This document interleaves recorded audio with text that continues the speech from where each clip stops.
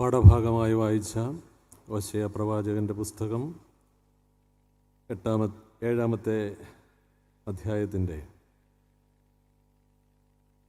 8-9 വാക്യങ്ങൾ ഒരു പ്രാവശ്യം കൂടെ വായിക്കുന്നു. എഫ്രൈം ജാതികളോട് ഇടകലർന്നിരിക്കുന്നു. എഫ്രൈം മറിച്ചിടാത്ത ദോശ ആകുന്നു.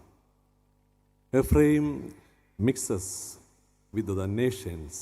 Ephraim is a flat cake, not turned over. പ്രാർത്ഥിക്കാം. തലകളെ വണക്കാം. വീശുകായി തോട്ടത്തിനുള്ളിൽ ജീവയാവി പകർന്നിടുവാൻ വീശുകായി തോട്ടത്തിനുള്ളിൽ ജീവയാവി പകർന്നിടുവാൻ ജീവനുള്ള പാട്ടുപാടുവാൻ സാക്ഷി ചൊല്ലുവാൻ ദൂതറിയിപ്പാൻ സഭയുണരുവാൻ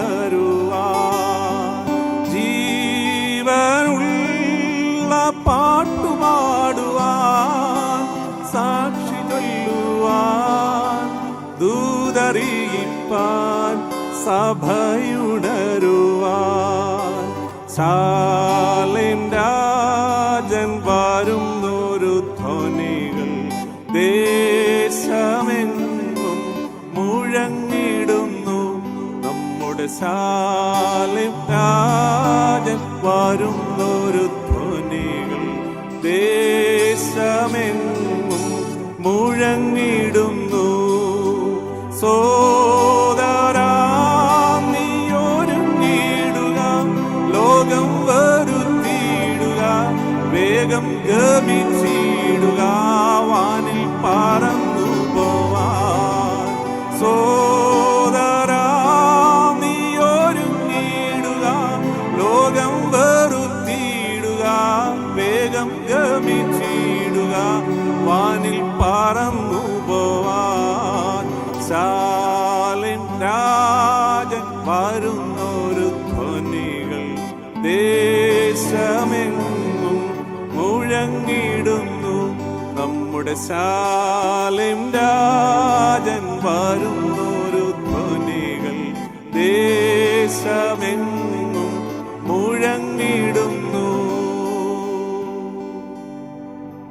ഞങ്ങളുടെ പിതാക്കന്മാരായ അബ്രഹാമിൻ്റെയും ഇസഹാക്കിൻ്റെയും യാക്കൂബിൻ്റെയും ജോസഫിൻ്റെയും ഞങ്ങളുടെ മാതാപിതാക്കന്മാരുടെയും ഞങ്ങളുടെ തലമുറകളുടെയും ദൈവമേ, സ്വർഗീയ പിതാവേ, കൊട്ടാരക്കര പെണ്ണല്ലൂർ 66ാമത് കൺവെൻഷൻ 2ാം രാത്രി വലിയവനായ കർത്താവിൽ ആശ്രയിച്ച് ഈ വചനകൂടാരത്തിൻ്റെ തണലിൽ ഞങ്ങൾക്കായിരിക്കാൻ ദൈവം തമ്പുരാനെ കൃപ ചെയ്തതോർത്ത് സ്തോത്രം. സാവകാശവും പദവിയും നൽകിയതോർത്ത് ഞങ്ങൾ നിന്നെ വാഴ്ത്തുന്നു. കർത്താവെ, അഭിനന്ദ തിരുമേനിയിലൂടെ ഞങ്ങളെ കേൾപ്പിച്ച വചനത്തിനായി സ്തോത്രം. കഴിഞ്ഞ ദിവസങ്ങളിൽ കർത്താവെ വ്യാപരിച്ച ദൈവകൃപയെ ഞങ്ങൾ നന്ദിയോടുകൂടെ ഓർക്കുന്നു. വളരെ ഒരുക്കത്തോടും പ്രാർത്ഥനയോടും കർത്താവെ ദൈവമക്കൾ ചേർന്ന് വൈദികരോട് ചേർന്ന് തിരുസഭയോട് ചേർന്ന് ചെയ്യുന്ന ഈ ശുശ്രൂഷയൊക്കെ നീ വാഴ്ത്തി അനുഗ്രഹിക്കണമേ. ദൈവനാമ മഹത്വത്തിനായിട്ടെല്ലാം ഭവിക്കുന്നതിനായിട്ട് ഇടയാക്കണമേ. ഈ രാത്രിയിൽ ഞങ്ങളോട് സംസാരിക്കണമേ, കുറവുകൾ ഓർക്കരുതേ. വചനം സംസാരിപ്പാൻ അടിയനെ സഹായിച്ചുകൊണ്ടിരിക്കണമേ. ഓരോ വാക്കുകളും കർത്താവിൻ്റെ നാമത്തിൻ്റെ മഹത്വത്തിനാക്കി തീർക്കണമേ. കർത്താവും ദൈവവും രക്ഷിതാവുമായിരിക്കുന്ന യേശു തമ്പുരാൻ്റെ നാമത്തിൽ യാചിക്കുന്നു. കൃപയുണ്ടായി ഈ പ്രാർത്ഥനയും കേൾക്കണമേ. ആമേൻ, ആമേൻ.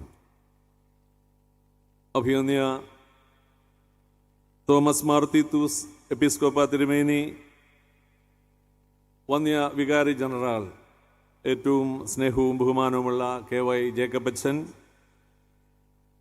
ഈ ഭദ്രാസനത്തിൻ്റെ സെക്രട്ടറിയും എൻ്റെ സ്നേഹിതനുമായിരിക്കുന്ന ബഹുമാനപ്പെട്ട ഷിബു എബ്രഹാം ജോണച്ചൻ, ബഹുമാനപ്പെട്ട അച്ഛന്മാരെ, സുവിശേഷകരെ, സഭാ കൗൺസിൽ, ഭദ്രാസന കൗൺസിൽ അംഗങ്ങളെ, മനോഹരമായ ഈ കൺവെൻഷൻ്റെ ക്രമീകരണങ്ങൾക്ക് വേണ്ടി പ്രാർത്ഥനാപൂർവം അഭിനന്ദ തിരുമേനിയോട് ചേർന്ന് വൈദികരോട് ചേർന്ന് പ്രവർത്തിക്കുന്ന കമ്മിറ്റി അംഗങ്ങളെ, മനോഹരമായ ഗാനങ്ങൾ ആലപിക്കുന്ന ഗായക സംഘാംഗങ്ങളെ, ഈ സ്ഥാപനയുടെ ഡയറക്ടർ, എന്നെ സ്വാഗതം ചെയ്ത ബഹുമാനപ്പെട്ട ഷിബു ശാമുലച്ചൻ, മാതാപിതാക്കന്മാരെ, വാത്സല്യമുള്ള കുഞ്ഞുങ്ങളെ, നിങ്ങൾക്കെല്ലാവർക്കും യേശുക്രിസ്തുവിൻ്റെ നാമത്തിലുള്ള സ്നേഹ വന്ദനം പ്രാരംഭമായി അറിയിക്കുകയാണ്. വളരെ പ്രാർത്ഥനയോടും ഒരുക്കത്തോടുമാണ് ഈ സ്ഥലത്ത് 66ാമത് കൺവെൻഷൻ ക്രമപ്പെടുത്തിയിരിക്കുന്നതെന്ന് ഒറ്റ നോട്ടത്തിൽ മനസ്സിലാക്കാവുന്നതേ ഉള്ളൂ. അഭിനന്ദ തിരുമേനി ഓർമ്മിപ്പിച്ചതുപോലെ ഓരോ സംഗമവും വചനത്തിൻ്റെ തണലിലേക്ക് നാം ദൈവത്തിൻ്റെ കൃപയിൽ ആശ്രയിച്ച് അടുത്തു വരുന്നത് നമ്മളെക്കുറിച്ചുള്ള ദൈവത്തിൻ്റെ ഉദ്ദേശത്തിൻ്റെ നിവൃത്തിക്ക് വേണ്ടി ആകയാൽ എവിടെയൊക്കെയാണോ വചനപ്രകാരം പരിശുദ്ധാത്മാവ് നമ്മെ ഓർമ്മിപ്പിക്കുന്നത് അവിടെയൊക്കെ തിരുത്തുകൾ വരുത്തി ധന്യരും അനുഗ്രഹീതരുമായി തീരുവാനുള്ള സംഗമം കൂടെയാണല്ലോ ഇങ്ങനെയുള്ള മീറ്റിങ്ങുകൾ. എപ്പോഴും ഞാൻ ഓർമ്മിപ്പിക്കാറുണ്ട്, കൺവെൻഷൻ യോഗങ്ങൾ എല്ലാം തന്നെ ആവിധ ദർശനത്തിലാണ്. സഭയിലൂടെയാണെങ്കിലും ദ്രാസനത്തിലൂടെയാണെങ്കിലും ഇടവുകളിലൂടെയാണെങ്കിലും ഒക്കെ ക്രമപ്പെടുത്തുന്നത്. പാപികൾ മനസ്സാന്തരപ്പെടണം. ആരെങ്കിലും പിന്മാറിപ്പോയിട്ടുണ്ടെങ്കിൽ അവർ മടങ്ങി വരണം. വിശ്വാസ സമൂഹം വചനത്തോടുള്ള ബന്ധത്തിൽ, ദൈവത്തോടുള്ള ബന്ധത്തിൽ, വിശ്വാസയാത്രയിൽ ശക്തമായി തുടരുവാനുള്ള പ്രാഗൽഭ്യവും പ്രാപ്തിയും ഉള്ളവരായി തീരണം. ഈ വചന കൂടാരത്തിൻ്റെ തണലിലും നമ്മളായിരിക്കുമ്പോൾ ഈ തരുണത്തിൽ നമ്മുടെ എല്ലാവരുടെയും പുതുക്കത്തിനും സഭയുടെ ഉണർവിനും ദേശത്തിൻ്റെ സൗഖ്യത്തിനും നമ്മുടെ എല്ലാവരുടെയും ഭവനങ്ങളുടെ അനുഗ്രഹത്തിനും മുഖാന്തരമായി തീരട്ടെ എന്ന് ഞാൻ പ്രാർത്ഥിക്കുന്നു. അഭിനന്ദ തിരുമേനിയുടെ സ്നേഹവും അതിനു മുൻപ് പ്രസംഗരെയൊക്കെ ക്ഷണിക്കുമ്പോൾ കൂടിയ കമ്മിറ്റിയിൽ അഭിനന്ദ സഭകൻ മത്തറ പോലത്തെ തിരുമേനി, ജോസഫ് മാർ ബർന്നബാസ് സഭകൻ മത്തറ തിരുമേനിയുടെയും ഒക്കെ സ്നേഹവും കരുതലും നന്ദിയോടുകൂടെ ഞാൻ ഓർക്കുന്നു. എന്നെ ക്ഷണിച്ചതിൽ എൻ്റെ സ്നേഹിതൻ പ്രിയപ്പെട്ട ഷിബു അച്ഛൻ നേരത്തെ തന്നെ ക്ഷണിച്ചതാണ്. അച്ഛനോടും എല്ലാ വൈദികരോടും നിങ്ങളുടെ എല്ലാവരോടുമുള്ള നന്ദിയും സ്നേഹവും ഒരു പ്രാവശ്യം കൂടെ ഞാൻ അറിയിക്കുന്നു.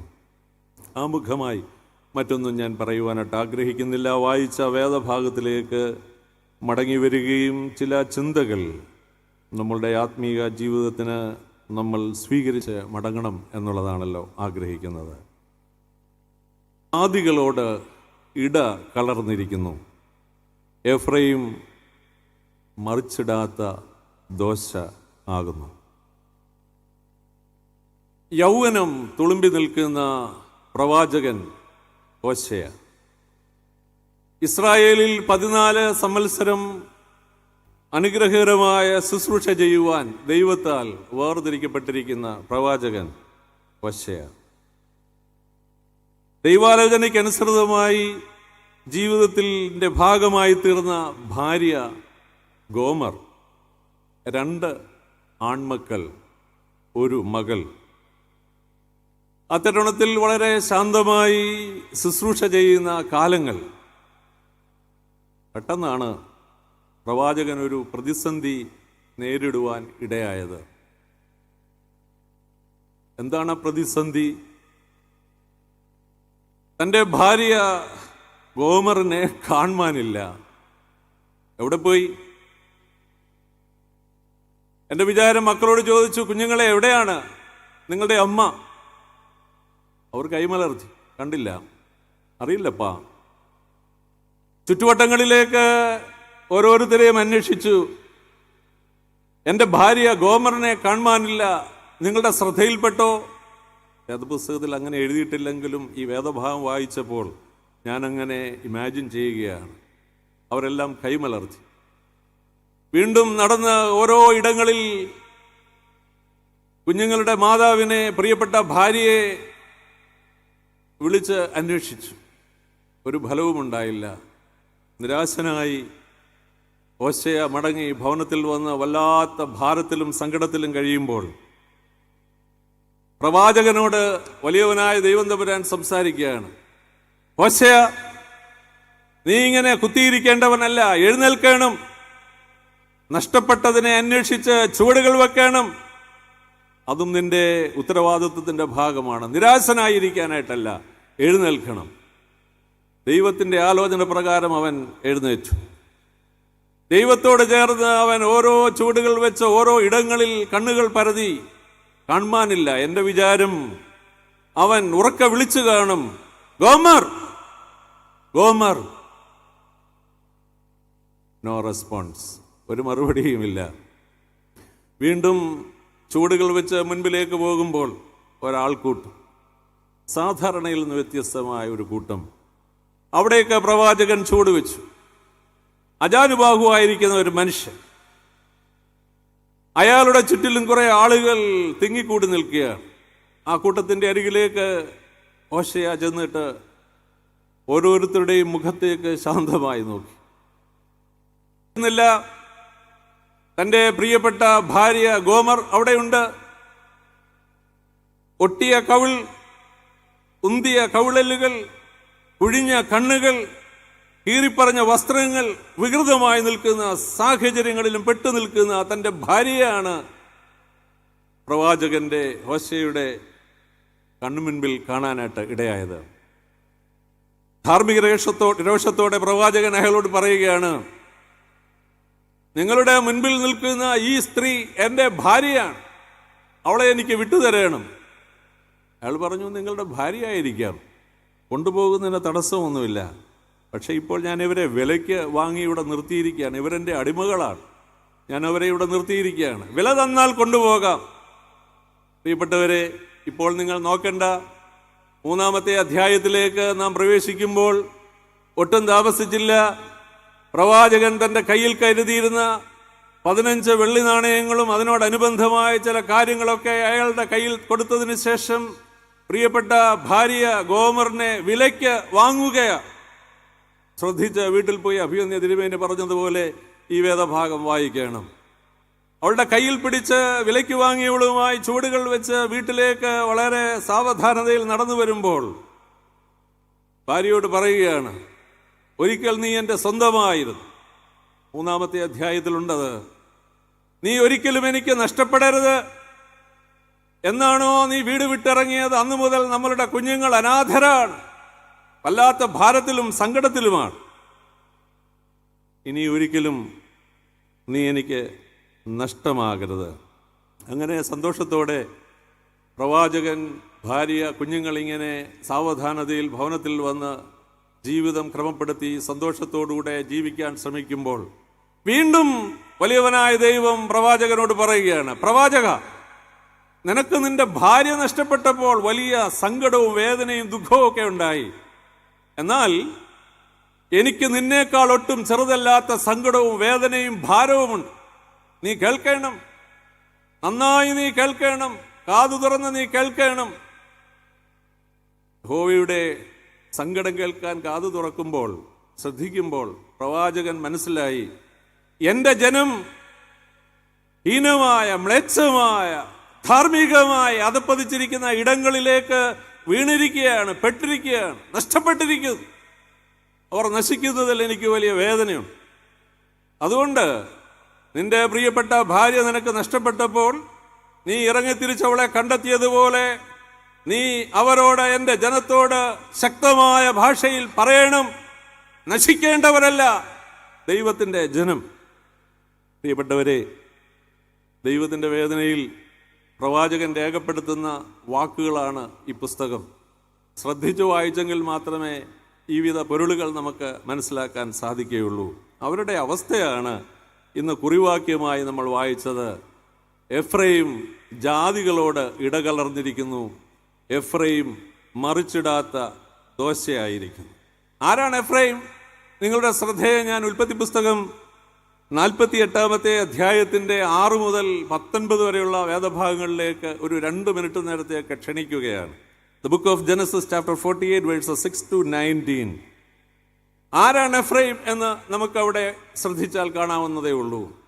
വിശ്വാസികളുടെ പിതാവായ അബ്രഹാം, അബ്രഹാമിൻ്റെ മകനായ ഇസഹാക്ക്, ഇസഹാക്കിൻ്റെ മകനായ യാക്കോബ്, യാക്കോബിൻ്റെ മകനായ ജോസഫ്, ജോസഫിൻ്റെ 2 മക്കളിൽ മൂത്തവൻ മനശ്ശെ, ഇളയവൻ എഫ്രൈം. ഒരിക്കൽ കൂടി പറയട്ടെ, അബ്രഹാം, ഇസഹാക്ക്, യാക്കോബ്, ജോസഫ്, 2 മക്കൾ, മൂത്തവൻ മനശ്ശ, ഇളയവൻ എഫ്രൈം. വലിയപ്പനായ യാക്കോബിന്റെ വലിയ ആഗ്രഹമാണ് കൊച്ചുമക്കളെ അനുഗ്രഹിക്കണം, മനശ്ശയെയും എഫ്രൈമിനെയും.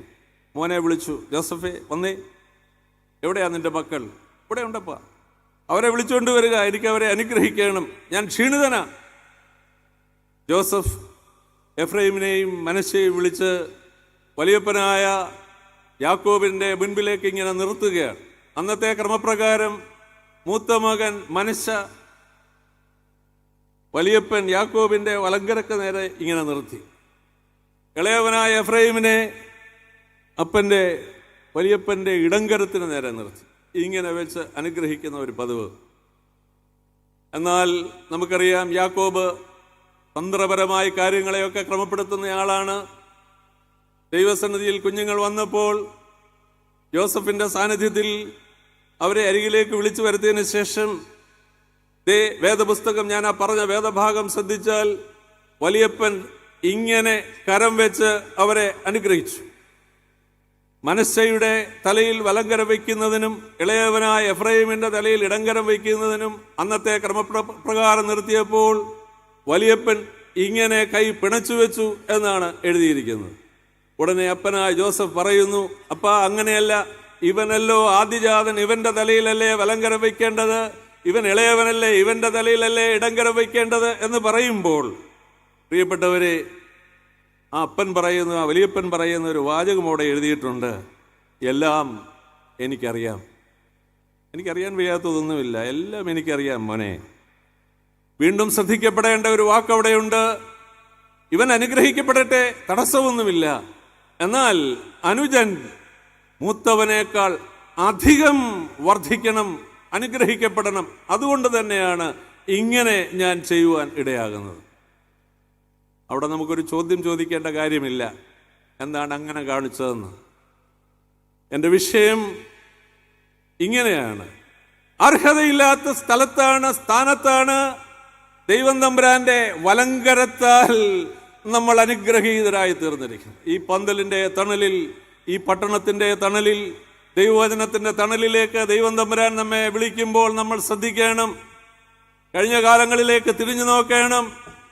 മാതാപിതാക്കന്മാരുടെയും ഓർമ്മയുണ്ടെങ്കിൽ അതിനു മുൻപുള്ള തലമുറകളുടെയും ജീവിതത്തിലേക്ക് തിരിഞ്ഞു നോക്കണം. ഞാൻ ആരായിരുന്നു, എൻ്റെ കുടുംബം എന്തായിരുന്നു, എൻ്റെ സാഹചര്യം എന്തായിരുന്നു, എൻ്റെ അവസ്ഥ എന്തായിരുന്നു. എന്നാൽ നാളുകൾ, ചക്രങ്ങൾ കറങ്ങുമ്പോൾ ഇന്ന് എൻ്റെ അവസ്ഥയും സാഹചര്യങ്ങളും എന്തായി മാറി. ശബ്ദമുയർത്തുന്നത് ഹൃദയത്തിൻ്റെ അടിത്തട്ടിൽ അഭിവന്യ തിരുമേനി പറഞ്ഞതുപോലെ ദൈവാത്മാവിൻ്റെ പ്രേരണ ശക്തമായി ഹേമിക്കും. അർഹതയില്ലാത്ത സ്ഥലത്ത് വലങ്കരത്താൽ നമ്മെ അനുഗ്രഹിച്ചിരിക്കുന്നു. എഫ്രൈമിന് അർഹതയില്ലാത്ത അനുഗ്രഹമാണ് ലഭിച്ചത്. എന്താണ് നമുക്കിതിൽ നിന്ന് ലഭിക്കുന്ന സന്ദേശം? നമുക്കറിയാം, എഫ്രൈം, ആ അനുഗ്രഹം വാങ്ങിച്ച എഫ്രൈമാണ് ഇന്ന് ജാതികളോട് ഇടകലർന്നിരിക്കുന്നത്. ആ എഫ്രൈമാണ് ഇന്ന് മറിച്ചിടാത്ത ദോശയായി തീർന്നിരിക്കുന്നത്. ജാതികളോട് ഇടകലർന്നതിനെ കുറിച്ചൊക്കെ നമ്മൾ സാവധാനതയിൽ ചിന്തിച്ചെടുത്താൽ മതി. എന്നാൽ ഈ രണ്ടാം ഭാഗം, Ephraim is a flat cake not turned over, മറിച്ചിടാത്ത ദോശയാകുന്നു എന്ന പ്രയോഗം, അതിലേക്ക് ഞാൻ നിങ്ങളുടെ ശ്രദ്ധയെ തിരിക്കുകയാണ്. പ്രഭാതത്തിൽ ക്രമപ്പെടുത്തുന്ന അന്നത്തെ ആഹാരം ഈ പറയുന്ന വിധത്തിൽ ദോശയെങ്കിൽ, നമ്മളുടെ ശ്രദ്ധക്കുറവ് നിമിത്തവും അല്ലെങ്കിൽ തിരക്ക് നിമിത്തവും അത് മറിച്ചിടാൻ കഴിയാതെ പോയാൽ അതിന് എന്ത് സംഭവിക്കുമെന്നതിനെക്കുറിച്ച് പാചകവുമായി ബന്ധപ്പെട്ടവരോട് പറയേണ്ട ആവശ്യമില്ല. ഉണ്ടോ? തിരുമേനി ഇങ്ങനെ പറഞ്ഞു, ഓരോരുത്തർ പറഞ്ഞു, ഞാനും നിങ്ങളോടൊന്ന് ചൂണ്ടുകയാണ്. പറയേണ്ട കാര്യമുണ്ടോ? മറിച്ചിടാതെ ഇരുന്നാൽ എന്നാ സംഭവിക്കുമെന്നുള്ളത്. നമ്മളുടെ ശ്രദ്ധക്കുറവും തിരക്കും ബദ്ധപ്പാടും നിമിത്തം അതങ്ങനെ ചെയ്യാതെ പോയി കഴിഞ്ഞാൽ നമ്മളത് നമ്മളുടെ കുഞ്ഞുങ്ങളുടെ മുൻപിലേക്ക് അന്ന് കൊടുത്താൽ അവർക്ക് നമ്മളെക്കുറിച്ചുള്ള ചിന്തയും കാഴ്ചപ്പാടും എന്തായിരിക്കുമെന്നുള്ളത് അങ്ങനെ ഒന്ന് ചെയ്തതിന് ശേഷം നമ്മൾ ആലോചിച്ചാൽ മതിയാകും. എന്നാൽ വേണ്ട, കുഞ്ഞുങ്ങൾക്ക് കൊടുക്കേണ്ട. കുഞ്ഞുങ്ങളത് അരുചിയായി കാണുമ്പോൾ വളർത്തുമൃഗങ്ങളുടെ കാടിയിലേക്ക് അത് ഇട്ടുകൊടുത്ത് നോക്കിക്കേ. എൻ്റെ വിചാരം അതിനും ഏറെക്കുറെയൊക്കെ അത്തരുണത്തിൽ തിരിച്ചറിവുണ്ട് എന്നുള്ളതാണ്. എന്നാൽ അവിടെ നിന്നെല്ലാം പോകട്ടെ, ഒന്നിനൊരു പാകപ്പിഴ വന്നു, ഒരു പന്തികേട് വന്നു. വീണ്ടും ശ്രദ്ധയില്ലാതെ, ചിന്തയില്ലാതെ, തിരിച്ചറിവില്ലാതെ ആ കല്ലിൽ തന്നെ അടുത്ത തവി മാവ് നമ്മൾ കോരി ഒഴിച്ചു കഴിഞ്ഞാൽ അതിനെന്ത് സംഭവിക്കുമെന്നുള്ളതും നമ്മൾ അത്തരുണത്തിൽ ശ്രദ്ധിച്ചാൽ കഴിയുന്നതേ ഉള്ളൂ. നമ്മൾ വളരെ ചിന്തയോടുകൂടെയൊക്കെ കാര്യങ്ങൾ ക്രമപ്പെടുത്തുന്നവരാകയാൽ ആ കല്ലിനെ നമ്മൾ സാവകാശത്തിൽ ആക്കിയതിന് ശേഷം അതിലെ എല്ലാ കരികളും മാറ്റിയതിന് ശേഷം മാത്രമേ പുറകാലെ നമ്മൾ ശ്രദ്ധയോടെ ആ വിധത്തിലുള്ള അപ്പം പാകം ചെയ്യുകയുള്ളൂ.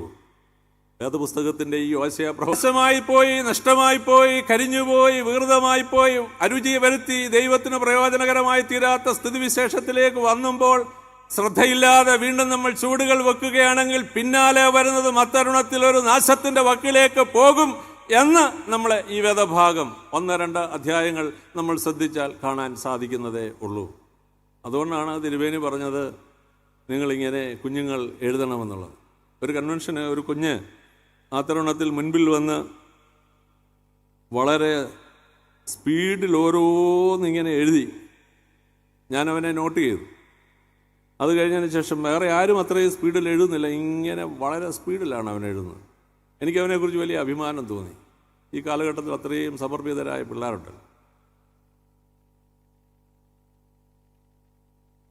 ഞാൻ പെട്ടെന്ന് സ്റ്റേജിൽ നിന്നിറങ്ങി അവൻ്റെ അരികിൽ ചെന്നിട്ട് എന്താ എഴുതിയെന്നുള്ളതൊക്കെ ഒന്ന് വായിച്ചു നോക്കാൻ ശ്രമിച്ചപ്പോൾ പ്രസംഗമൊന്നുമല്ല എഴുതിയത്, അടുത്ത ദിവസത്തെ പരീക്ഷയുടെ നോട്ട്സ് അവൻ എഴുതിക്കൊണ്ടിരിക്കും. ഈ പന്തലിൽ ഇരിക്കുമ്പോൾ നോട്ട്സ് എഴുതിയില്ലെങ്കിലും നമ്മൾ ഏത് കാര്യത്തിലാണ് നമ്മളുടെ ശ്രദ്ധ? ആരെങ്കിലുമൊക്കെ ഒന്ന് സംതൃപ്തിപ്പെടുത്തി ഇവിടെ ഉണ്ടായിരുന്നു എന്ന് പറഞ്ഞു മടങ്ങാനായിട്ടാണോ, അതോ ദൈവത്തിൻ്റെ ഉദ്ദേശത്തിന് അമർന്നിരിപ്പാനായിട്ടാണോ നമ്മളിവിടെ വരുന്നത്? പ്രിയപ്പെട്ടവരെ, ശ്രദ്ധിക്കുക. ദൈവം നമ്മെ ഭരമേൽപ്പിച്ചിരിക്കുന്ന ഉത്തരവാദിത്തങ്ങളിലും ജീവിത വഴികളിലും ക്രമക്കേടുകളും താളപ്പിഴകളും അലസതയും മടിയും ശ്രദ്ധക്കുറവും സംഭവിച്ചാൽ നാശത്തിൻ്റെയും നഷ്ടത്തിൻ്റെയും തലങ്ങളിലേക്കാണ് ജീവിതം ചെന്നെത്തുന്നത് എന്ന് ഈ വേദഭാഗം പ്രാരംഭമായി നമ്മെ ഓർമ്മിപ്പിക്കുകയാണ്. ഞാൻ ഈ വേദഭാഗം യൗവനക്കാരുടെ ഇടയിൽ ഒരു ക്ലാസ് രൂപേണ കുറേ നാളുകൾക്ക് മുൻപേ എടുത്തു. ഹോശേയ പ്രവാചകന്റെ പുസ്തകം. അപ്പോൾ ഈ വാക്യം വന്നു. പ്രസംഗമൊക്കെ കഴിഞ്ഞ് ക്ലാസ്സുകളൊക്കെ കഴിഞ്ഞപ്പോൾ യൗവനക്കാരല്ലേ, വളരെ ശ്രദ്ധയോടുകൂടെ ഇരിക്കും. കൊച്ചു വാക്കുകൾ പോലും അവർ കണ്ടുപിടിക്കുന്നവരാണ്. അവൻ എൻ്റെ അരികിൽ വന്നിട്ട് ചോദിച്ചു, അച്ഛൻ ഈ മറിച്ചിടാത്ത ദോശയെക്കുറിച്ചൊക്കെ പറഞ്ഞു, അതിന് പറ്റുന്ന അബദ്ധങ്ങളൊക്കെ അച്ഛന് എന്നോടൊന്നും തോന്നരുത്. ഇല്ല മോനെ, പറഞ്ഞു. അപ്പോൾ ഈ മസാല ദോശയും നെയ് റോസ്റ്റിൻ്റെയും ഒക്കെ കാര്യം,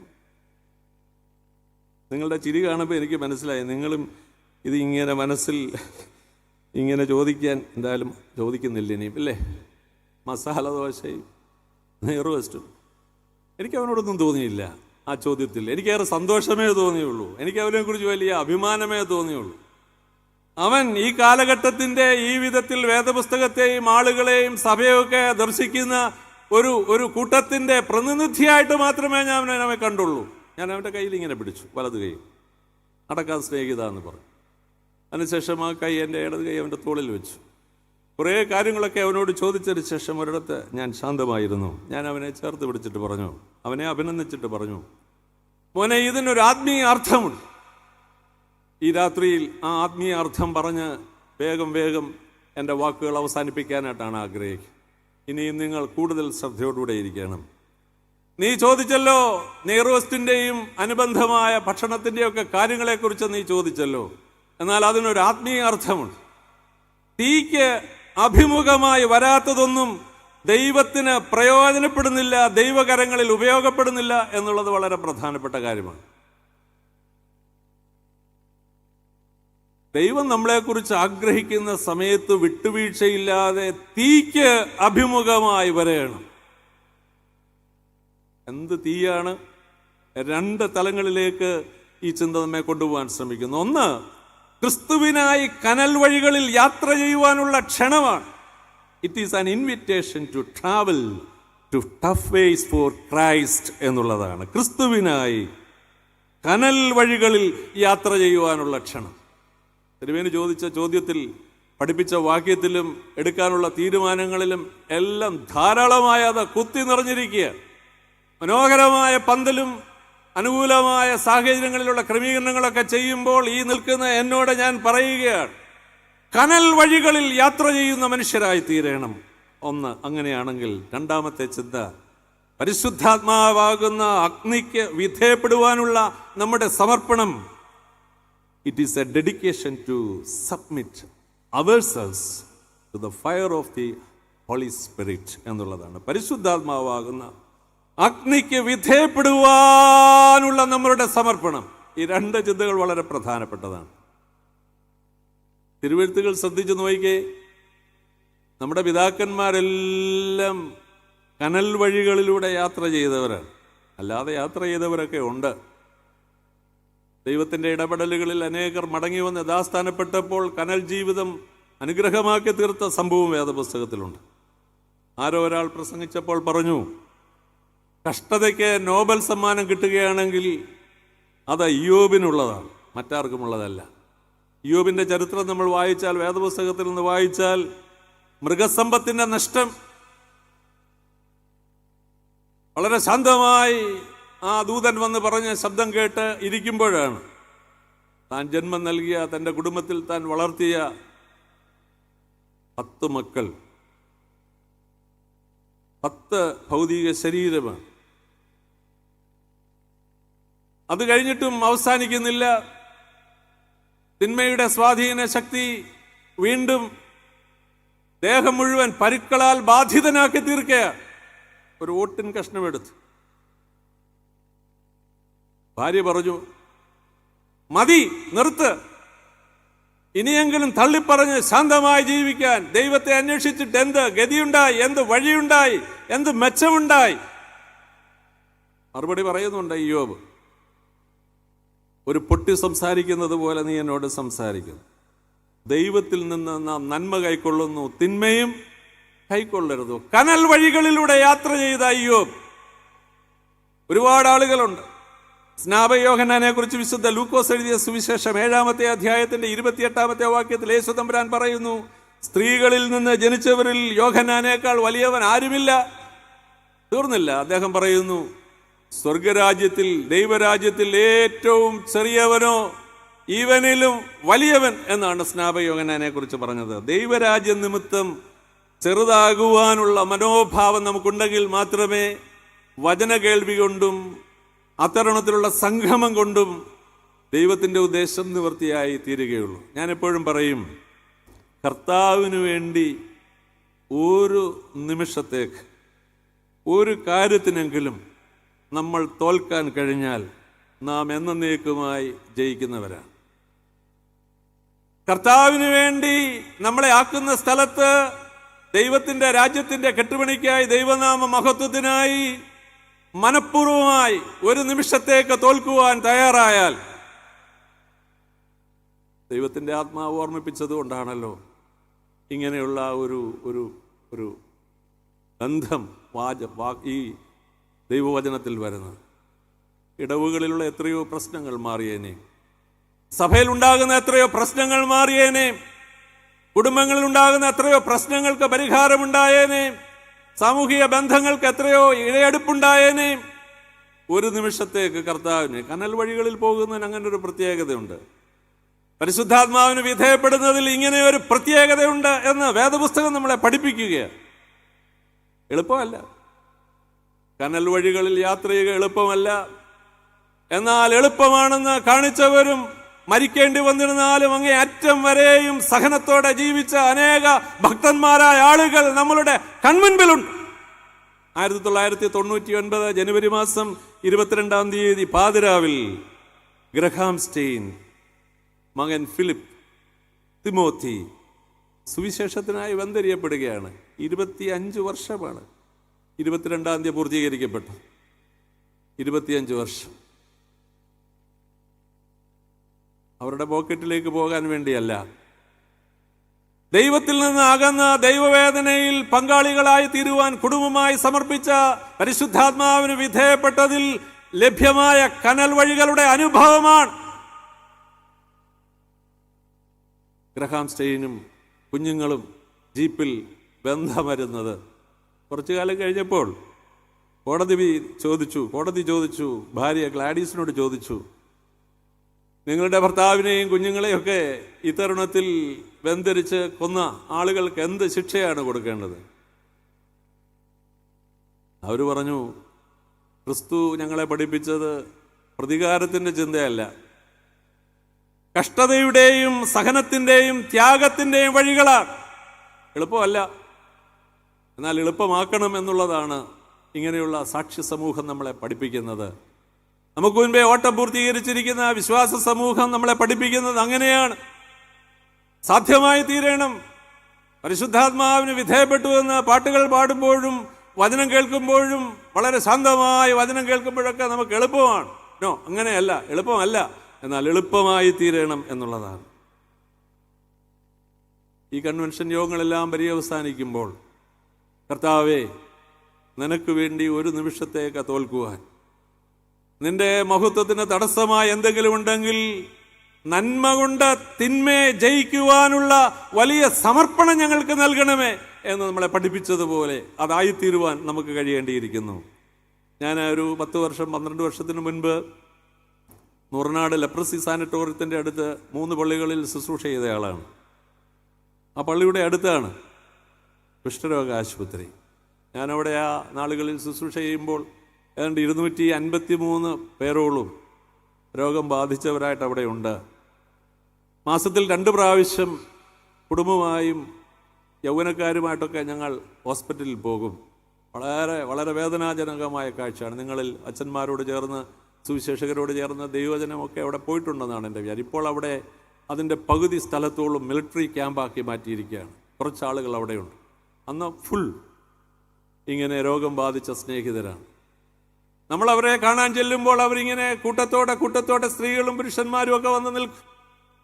അവരുടെ കൈവിരൽ പോയവരുണ്ട്, അവരുടെ മുഖത്തിന് രൂപം മാറിയവരുണ്ട്, കാലുകൾ മുഴുവൻ കെട്ടിവെച്ചിരിക്കുന്നവരുണ്ട്. എങ്കിലും അവരുടെ വേദനയിൽ അവരുടെ മധ്യത്തിലേക്ക് വരുന്നവരെ കാണാൻ അടുത്തു വരും. അവർക്ക് ലഡുവും കേക്കും അവരുടെ വ്രണത്തിൽ നിന്നൊക്കെ ഒഴുകുന്ന ഈ ചോരയൊക്കെ ഒപ്പുന്നതിന് നമ്മുടെ വൈദികരൊക്കെ പലരും അങ്ങനെ പോവുകയും ചെയ്തവരൊക്കെ അങ്ങനെയുള്ളവരെയൊക്കെ ഓർത്ത് ദൈവത്തെ സ്തുതിക്കുകയാണ്. നമ്മളവിടെ കൊണ്ടു കൊടുക്കുമ്പോൾ അവർ പറയും, ഇതൊന്നും ഞങ്ങൾക്ക് വേണ്ട അച്ഛാ, ഇതൊക്കെ ഇവിടുന്ന് കിട്ടുന്നുണ്ട്, ഇതൊക്കെ ഇവിടുന്ന് തരുന്നുണ്ട്, ലഡുവുണ്ട്, കേക്കുമുണ്ട്, വസ്ത്രമൊക്കെ, ഇതൊന്നും വേണ്ട, ഇതൊക്കെ ധാരാളമുണ്ട്. എന്നാൽ ഞങ്ങളിവിടെ ഉണ്ട് എന്നുള്ളത് കാണാൻ നിങ്ങളൊന്ന് വന്നാൽ മതി. ഓരോ മുറികളിലൊക്കെ അന്നത്തെ കാലത്ത് നാം പ്രവേശിക്കുമ്പോൾ റേഷൻ കാർഡിൽ പോലും പേരില്ലാതെ വീട്ടിൽ നിന്ന് വെട്ടിയതിനു ശേഷം ആ മുറിയുടെ കോണിലിരുന്നു കൊണ്ട് എന്നോട് നേരിട്ട് സംസാരിച്ചിട്ടുണ്ട്. മരിച്ചവരുടെ കൂട്ടത്തിലാണ് ഞാൻ. കുഞ്ഞുങ്ങളുടെ രക്ഷയ്ക്ക് വേണ്ടി ഞാനിവിടെ ഒതുങ്ങിയിരിക്കുകയാണ്. കനൽ വഴികളിലൂടെ യാത്ര ചെയ്യുന്നു. ഓർഗനൊക്കെ ഉപയോഗിച്ച് ഈ കുഞ്ഞുങ്ങൾ പാടുന്നത് പോലെ 2-3 പാട്ടൊക്കെ പാടും. കുറച്ചകലം പാലിക്കണമെന്ന് അവിടുത്തെ ആളുകൾ ഞങ്ങളോട് പറഞ്ഞിട്ടുണ്ട്. ഒരു ദിവസം 2-3 പാട്ടൊക്കെ ഞങ്ങൾ അങ്ങോട്ട് പാടിയതിന് ശേഷം 3ാമത് പാടിയൊരു പാട്ടുണ്ട്, സ്വർഗനാട്ടിലൻ പ്രിയൻ തീർത്തിടും എന്ന് പറയുന്ന ഒരു പാട്ട്. അങ്ങനെ അങ്ങോട്ട് വരുമ്പോൾ അതിൻ്റെ 3ാമത്തെ സ്റ്റാൻസ വരുമ്പോൾ ഒരു 4 അടി പരാപരമുള്ള ഒരമ്മ, ചട്ടയും മുണ്ടുമൊക്കെയാണ്, വെള്ള മുണ്ടും വെള്ള ചട്ടയും, ഒരല്പം മുഷിച്ചിലൊക്കെ ഉണ്ടെങ്കിലും ഒരു ചെറിയ ഷോളെടുത്ത് തലയിലൊക്കെ ഇങ്ങനെ അങ്ങോട്ട് കെട്ടിയതിന് ശേഷം ഈ 3ാമത്തെ സ്റ്റാൻസ അങ്ങോട്ട് പാടിയപ്പോൾ കർത്താവിൻ്റെ ആ ആഗമനത്തെക്കുറിച്ചുള്ള ഗീതമാകയാൽ വളരെ ആനന്ദത്തോടെയുള്ള ഈ വിരലുകൾ എല്ലാമില്ല ഉള്ള കൈത്തണ്ടുകൾ അമ്മ കൂട്ടിയടിച്ച് പാടുകയാണ്, മറന്നു പാടുകയാണ്. അതുകൊണ്ട് 2ാമത് വീണ്ടും ആ സ്റ്റാൻസ പാടി. അവർ പാടട്ടെ. അത് കഴിഞ്ഞ് ഞാൻ മുമ്പേ കുഞ്ഞിൻ്റെ അരികിലേക്ക് ഇറങ്ങിച്ചെന്നതുപോലെ ആ അമ്മയുടെ അരികിലോട്ട് ചെന്നിട്ട് ചോദിച്ചു, അമ്മേ, ഈ കൈവിരലുകൾ ഇങ്ങനെ ഇല്ലാഞ്ഞിട്ടും ഉള്ള കൈത്തണ്ടുകൾ ഇങ്ങനെ കൂട്ടിയടിച്ച് പാടുവാൻ അമ്മയ്ക്ക് എങ്ങനെ കഴിയുന്നു എന്ന് ചോദിച്ചപ്പോൾ അവർ പൗലോസ് അപ്പോസ്തലന്റെ വേദശാസ്ത്രം എന്നെ പഠിപ്പിക്കുകയാണ്. ഈ ദ്രവത്വമായത് അദ്രത്വത്തിലേക്ക്, ഈ മർത്യമായത് അമർത്യത്തിലേക്കും നീങ്ങി, മരണം നീങ്ങി ജയം വരുന്ന ഒരു കാലമുണ്ട്. ഞാൻ അവരെ അടക്കുന്ന ഇടങ്ങളൊക്കെ പോയി കണ്ടു. നമ്മൾ ഒരുക്കുന്നത് പോലെ മനോഹരമായ കല്ലറയും അതിൻ്റെ മുകളിൽ മാർബിളും അങ്ങനൊന്നുമല്ല. അതിന് ക്രമപ്പെട്ട ആളുകൾ അവരുടെ നീളത്തിനും വീതിക്കുമൊക്കെ അനുസരിച്ച് കുഴി വെട്ടി വെള്ളമുണ്ടിൽ രോഗികളായിരിക്കുന്നവരും അത്രയും ക്ഷീണമില്ലാത്തവരും ചേർന്ന് പറമ്പിൽ വളരുന്ന ഒരു കപ്പക്കമ്പ് കുരിശ് രൂപത്തിൽ കെട്ടി അതിൻ്റെ മുൻപിൽ അത് മറിഞ്ഞു പോകാതെ 3-4 കല്ലൊക്കെ വെക്കും. ഈ ദ്രവത്വമായത് അദ്രത്വത്തിലേക്ക് നമുക്ക് മനോഹരമായ കൈവിരൽ തന്നിട്ടുണ്ട്. ഈ കൈ എത്ര പ്രാവശ്യം പൊക്കണമെങ്കിലും, ഈ കൈ എത്ര പ്രാവശ്യം താക്കണമെന്നുണ്ടെങ്കിലും, ഈ വിരൽ എത്ര പ്രാവശ്യം അടക്കണമെന്നുണ്ടെങ്കിലും എന്ത് പ്രയാസം. എന്നാൽ തിരുമേനി പറഞ്ഞു, കൈയടിച്ച് പാടാം, കുഞ്ഞുങ്ങൾ പാടി. നമ്മളുടെ എത്ര പേരുടെ കരങ്ങൾ കുറ്റം പറയുകയാണെന്ന് വിചാരിക്കരുത്. ദൈവം തമ്പുരാൻ നമുക്ക് നൽകിയിരിക്കുന്ന നാവ്, ദൈവം തമ്പുരാൻ നമുക്ക് നൽകിയിരിക്കുന്ന കേൾവി, ദൈവം തമ്പുരാൻ നമുക്ക് തന്നിരിക്കുന്ന കാഴ്ച, ദൈവം തമ്പുരാൻ നമുക്ക് നൽകിയിരിക്കുന്ന സാധ്യതകൾ, ദൈവം തമ്പുരാൻ നമുക്ക് നൽകിയിരിക്കുന്ന അവസരങ്ങൾ ഇനിയുമുണ്ട്. ഒഴിഞ്ഞ കസേരകൾ വീട്ടിലിരുന്നാൽ കാണാം, കുഴപ്പമില്ല. എന്നാൽ ഒരു കൂട്ടായ്മയിലൂടെ ലഭിക്കുന്ന, ഒരുമിച്ച് ലഭിക്കുന്ന, സഭയുടെ ഉണർവിന് വേണ്ടി ലഭിക്കുന്ന അവസരങ്ങൾ, കനൽ വഴികളുടെ ഭാഗമാണിതൊക്കെ. ചോദിക്കാതെ തന്നെ ദൈവരാജ്യത്തിന് വേണ്ടി ഒരു ജീവിതം മാത്രമല്ല, നമുക്കുള്ള സാധ്യതകൾ പങ്കുവയ്ക്കുന്നതും ഇതിന്റെ ഭാഗമാണ്. ഓരോ കൺവെൻഷനും നമ്മളെ ആ തരുണത്തിൽ ക്ഷണിക്കുകയാണ് പ്രിയപ്പെട്ടവരെ. മറിച്ചിടാത്ത, ദൈവത്തിന് പ്രയോജനപ്പെടാത്ത, ഏതെങ്കിലുമൊക്കെ കാലത്ത് റിട്ടയർമെന്റ് ആയതിനു ശേഷം വന്നിട്ട് സുവിശേഷ വേല ചെയ്യുന്നത് നല്ലതാണ്, ചെയ്തു, കുഴപ്പമില്ല. എന്നാൽ ആരോഗ്യവും സൗഖ്യവും സമാധാനവും സന്തോഷവും അവസരങ്ങളൊക്കെ ഉള്ളപ്പോൾ തുടങ്ങണം. നമ്മളുടെ കുഞ്ഞുങ്ങളുമായി ചേർന്ന് തുടങ്ങണം. അപ്പോൾ മാത്രമേ സഭയിലൂടെയുള്ള, നമ്മിലൂടെയുള്ള ദൈവോദ്ദേശത്തിന്റെ നിവൃത്തി. അതിൻ്റെ സമയത്ത് നമ്മളത് മറിച്ചിട്ടില്ലെങ്കിൽ അത് പ്രയോജനരഹിതമായി തീരും, അരുചി വരുത്തുന്ന അനുഭവമായി തീരും, വല്ലാത്ത ദുർഗന്ധം വമിക്കുന്ന സാഹചര്യമായി തീരും. എഫ്രൈം അങ്ങനെ സംഭവിച്ചു, ദൈവജനത്തിന് അങ്ങനെ സംഭവിച്ചു. ഇങ്ങനെ വെക്കേണ്ട സ്ഥലത്ത് ഇങ്ങനെ വെച്ചു. എന്തിന്? അധികം വർദ്ധിക്കുന്നതിന് വേണ്ടിയാണ്. ഈ രാത്രിയിൽ നമ്മൾ തിരിഞ്ഞു നോക്കണം. നമ്മൾ അർപ്പിച്ച കാഴ്ചകൾ, അടുത്ത ദിവസങ്ങൾ അർപ്പിക്കുന്ന കാഴ്ചകൾ, ഇവയെക്കുറിച്ച് നമ്മൾ ആവർത്തിച്ച് ചിന്തിക്കണം. നമ്മൾ കൊടുക്കുന്ന അവസരങ്ങൾ, നമ്മുടെ ആത്മാർത്ഥത, നമ്മുടെ തനിമ, ഇങ്ങനെ ഒരു പദവി, ഇങ്ങനെ ഒരു സഭ, ഇങ്ങനെ ഒരു വിശ്വാസം, ഇങ്ങനെയുള്ള വചനത്തിന്റെ പൊരുളുകൾ നമുക്ക് നൽകുന്നത് എന്തിനാണ്? മരിക്കട്ടെ എന്നായാലും മരിക്കും. എന്നാൽ ജീവിച്ചിരിക്കുന്ന സമയത്ത്, ആരോഗ്യപരമായി നമ്മൾ ജീവിക്കുന്ന സമയത്ത് ദൈവത്തിന്റെ കരങ്ങളിൽ ഇണങ്ങിയ ആയുധമായി നമ്മൾ തീരണം എന്നുള്ളതാണ് ഈ ഒന്നാമത്തെ വേദഭാഗം. Ephraim is a flat cake not turned over. മറിച്ചിടാത്ത ദോശയായിരിക്കുന്നു. നമുക്ക് പറയാം, ദൈവം തമ്പുരാനെ, കനൽ വഴികളിലൂടെ യാത്ര ചെയ്യുവാൻ ഞാൻ എന്നെ തന്നെ സമർപ്പിക്കുന്നു. പരിശുദ്ധാത്മാവേ, നീ എന്താണ് എന്നോട് സംസാരിക്കുന്നത്? എന്ത് ത്യാഗം സഹിക്കേണ്ടി വന്നിരുന്നാലും, എന്ത് വേദന സഹിക്കേണ്ടി വന്നിരുന്നാലും, എന്ത് നഷ്ടം സഹിക്കേണ്ടി വന്നിരുന്നാലും, ഏതെല്ലാം അനുഭവങ്ങളിലൂടെ കടന്നു പോകേണ്ടി വന്നിരുന്നാലും, തിരുനാമത്തിന്റെ മഹത്വത്തിന് വേണ്ടിയുള്ളതാണ് ഈ അപ്പക്കഷ്ണം. നീ എനിക്ക് ഒരപ്പമായി മുറിച്ചു തന്നിരിക്കുന്ന തിരുശരീരത്തിന്റെ കൂട്ടായ്മയിലേക്ക് ഞാൻ ആഴ്ചതോറും കരങ്ങൾ നീട്ടിയും നാവുകൾ നീട്ടിയും നിന്റെ ശരീരരക്തങ്ങളെ ഞാൻ ഭക്ഷിക്കുമ്പോൾ ക്രിസ്തുക്കളായി ജീവിക്കുവാൻ ഞങ്ങളെ തന്നെ വിധേയപ്പെടുത്തുകയാണ്. അപ്പോഴാണ് ഈ കൺവെൻഷന്റെ അനുഗ്രഹം പൂർണ്ണമാക്കി തീർക്കുന്നത്. ഞാൻ അടുത്ത വേദഭാഗത്തേക്ക് പോകട്ടെ. 7-ാമത്തെ അധ്യായത്തിന്റെ 11-ാമത്തെ വാക്യത്തിൽ ഇങ്ങനെ എഴുതിയിരിക്കുന്നു: എഫ്രൈം ബുദ്ധിയില്ലാത്ത പൊട്ട പ്രാവ് പോലെ ആകുന്നു. 7-ാം അധ്യായം 11-ാമത്തെ വാക്യം. എഫ്രൈം ബുദ്ധിയില്ലാത്ത പൊട്ടപ്രാവാകുന്നു. പൊട്ടപ്രാവ് എന്ന പ്രയോഗത്തിന് ഒരാൾ നൽകിയിരിക്കുന്ന നിർവചനം പരിജ്ഞാനം നഷ്ടപ്പെട്ടത് എന്നുള്ളതാണ്. ഡിപ്രിവേഷൻ ഓഫ് ഇൻസൈറ്റ്സ്, പരിജ്ഞാനം നഷ്ടപ്പെട്ടത്. തിരുവെഴുത്ത് നമ്മൾ ശ്രദ്ധിച്ചാൽ പ്രാവിന് ശ്രദ്ധേയമായ ഒരു സ്ഥാനം വേദപുസ്തകത്തിൽ പലയിടങ്ങളിലുണ്ട്. പഴയ നിയമത്തിലുമുണ്ട്, പുതിയ നിയമത്തിലുമുണ്ട്. വളരെ പ്രധാനപ്പെട്ട സ്ഥാനം പലയിടങ്ങളിലുണ്ട്. മത്തായി സുവിശേഷം 10-ാമത്തെ അധ്യായത്തിന്റെ 16-ാമത്തെ വാക്യത്തിൽ ഇങ്ങനെ രേഖപ്പെടുത്തിയിരിക്കുന്നു: നിങ്ങൾ പാമ്പിനെ പോലെ ബുദ്ധി. അതവിടെ നിൽക്കട്ടെ. അടുത്ത സെന്റൻസ്: നിങ്ങൾ പ്രാവിനെ പോലെ കളങ്കമില്ലാത്തവരും ആയിരിക്കണം, നിഷ്കളങ്കർ ആയിരിക്കണമെന്നുള്ളതാണ്. എന്ന് പറഞ്ഞാൽ അതിൻ്റെ അർത്ഥമല്ല. വേദപുസ്തകം നമ്മളെ പഠിപ്പിക്കുന്ന, പരിചയപ്പെടുത്തുന്ന പ്രാവിന് കാപഠ്യമില്ലായിരുന്നു.